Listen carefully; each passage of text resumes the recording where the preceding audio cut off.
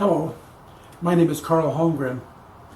On YouTube, there's a lot of top 10 lists, 10 most expensive, 10 longest, probably popularized by Letterman's talk show top 10 lists. Anyway, I thought it'd be kind of fun to do a 10 list, and I'm going to call it 10 tweaks for my table saw. I think I've got 10 innovations or ideas, some of which you might find useful for your own shop. Let's start at the bottom. Probably the most useful innovation, and number one on the list, is retracting casters. So I can pull the saw out from its parking stall,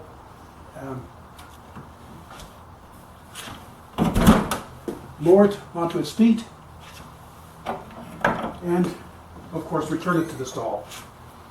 The retracting casters mean that I've lifted the saw up a couple of inches higher, but that gives me room to park my planer under one wing and a bin for my cutoffs under the other wing.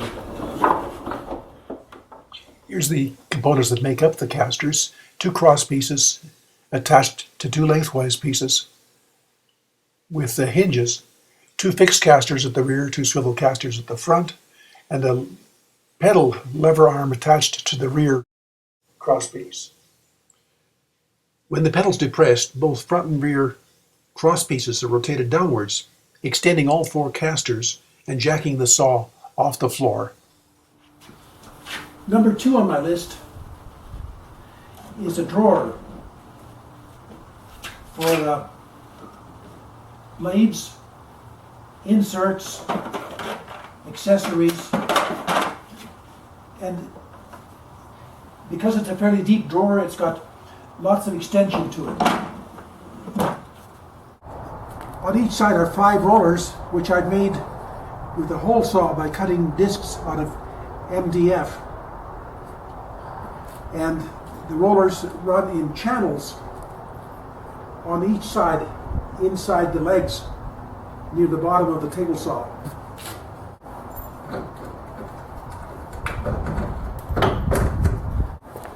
The channels are made up of hardwood and 1 1/4 by 1 1/4 angle iron on which the rollers ride.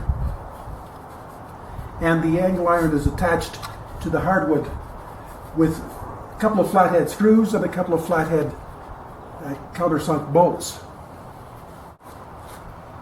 The channel attaches to the inside of the legs with the bolts and the screws and this tapered wedge. So when it's bolted to the inside of the sloping saw leg, the channel is held vertical. Each of the MDF rollers rides on a 1/4 inch bolt that's simply tapped into the MDF sidewall of the drawer. To get a little extra support for the 1/4 inch bolts, I've added a piece of MDF on the inside bottom edge of each drawer so that the 1/4 inch bolts go not only through the sidewall but also through the extra piece of reinforcement on the inside.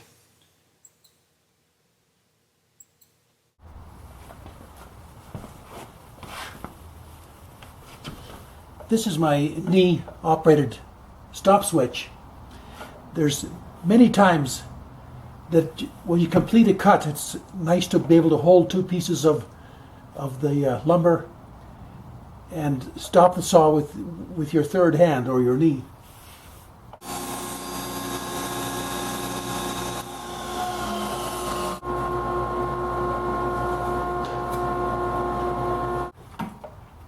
Anyway, this stop switch just has 2 moving parts, a pivot bar attached to the cabinet with a couple of hinges, and a long carriage bolt used as a stop, and a slider that operates a toggle switch. My old Rockwell Delta Contractors saw had a toggle switch to stop and start the motor. So it was a simple matter to come up with a slider to operate the switch, and it's attached with screws in elongated holes so this slider can hinge on the rocker bar.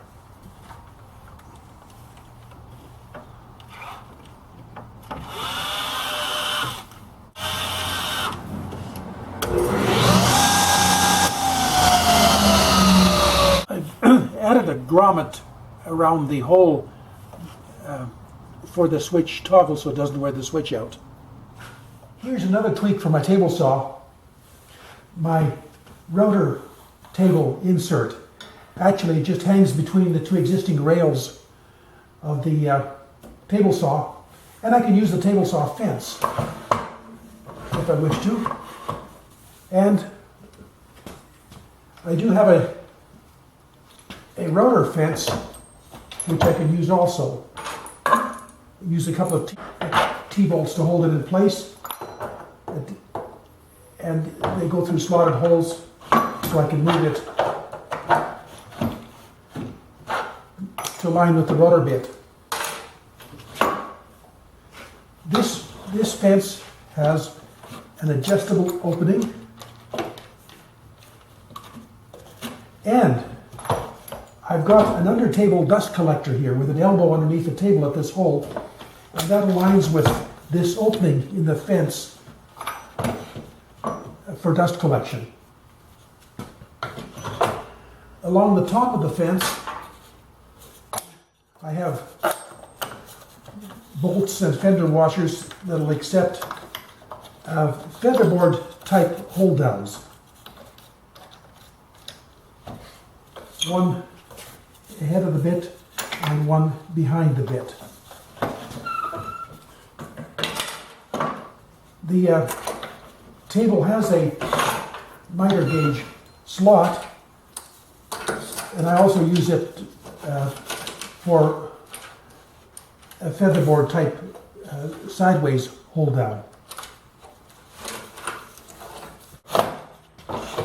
I'm not going to consider this fence to be a tweak. It's fabricated just because the saw when I got it used it didn't have a rip fence, and I made one up.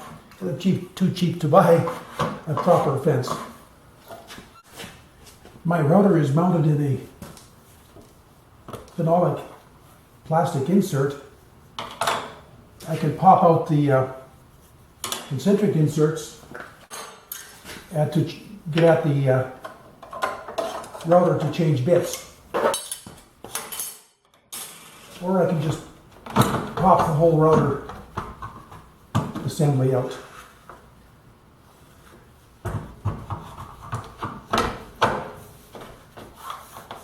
The table saw attachment for the router means I can easily adjust the router bit height by just spiraling the router up and down in its threaded housing. I have a separate switch here to control the router.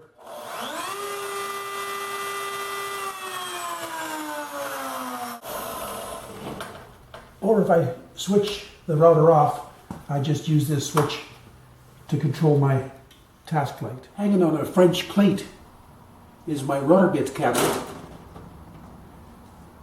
It's handy, has tip-out shelves for the router bits and movable inserts so that the cabinet can be arranged as the collection of router bits change. Can't take credit for it. It's from the guys at August Home Publishing, the Shop Notes magazine, 2006 May issue. In it are plans and directions for building this cabinet. A zero clearance insert is a good option for any table saw.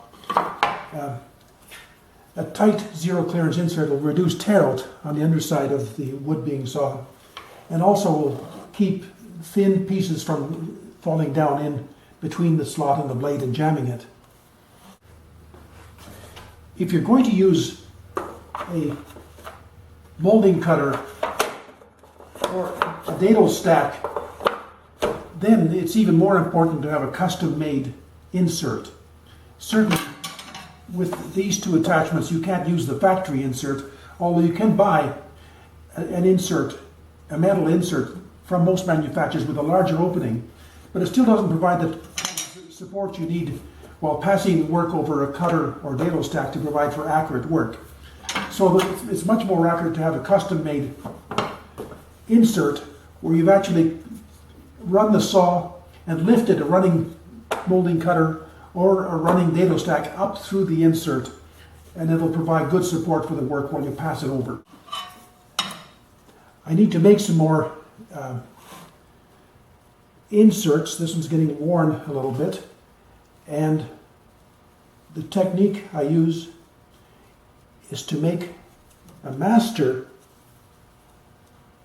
with a piece of scrap MDF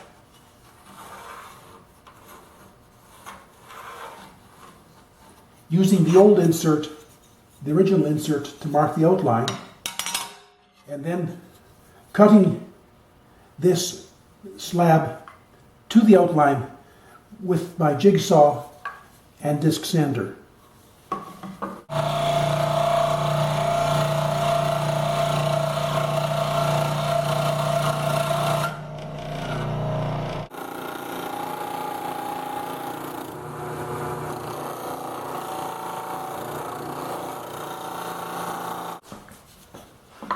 After about 5 trips back and forth between the sander and the saw, I've got a master that fits the hole pretty well.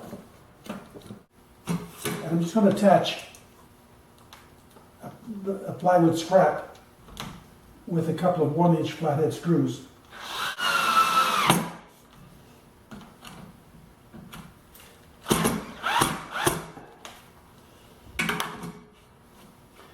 Now, I'm going to install a pattern following rudder bit in the rudder table and shape the scrap to match the pattern.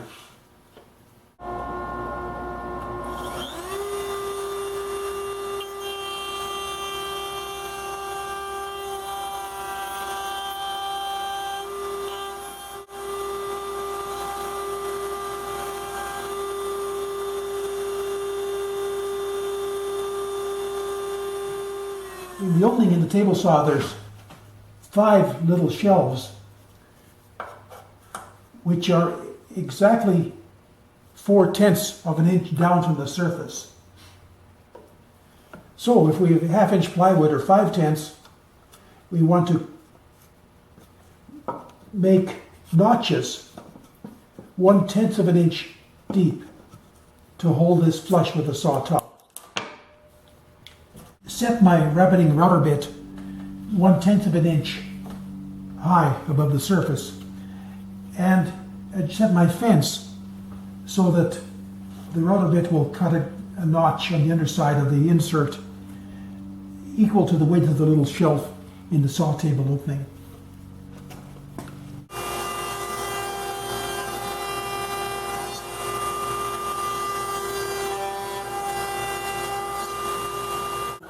After you get the insert fitted to the support ears, just a simple matter of installing a blade, lowering it all the way down, putting the insert in and holding it in place with the fence, and then raising the blade up through it. But if you use saw blade stiffeners, you should make a little bit of clearance for the stiffeners on the underside of the insert first. So what I'm going to do is install a couple of dado blades.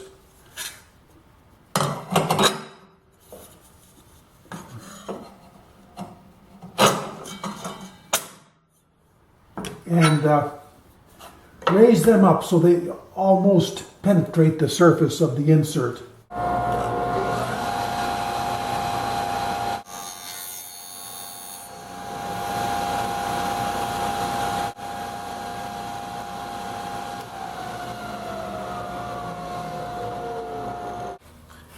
Okay, now I have a supply of inserts that I can make into custom fit inserts for thin kerf saw blades, thick kerf, dado stack, molding cutters, whatever, simply by putting the insert into place and raising the blade or cutter or dado stack, whatever, up through the insert.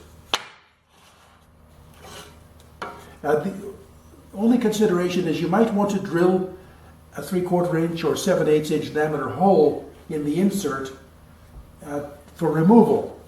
On my old saw, I simply have to push down on the nose of the insert and it pops up for removal. Well, I'm afraid this is already too long, and hope to have the 10 table saw tweaks or tips on one video, but it's gotten too long for even the first 5 I've made. Have become too long for one video, so I'm going to have to break it into 2.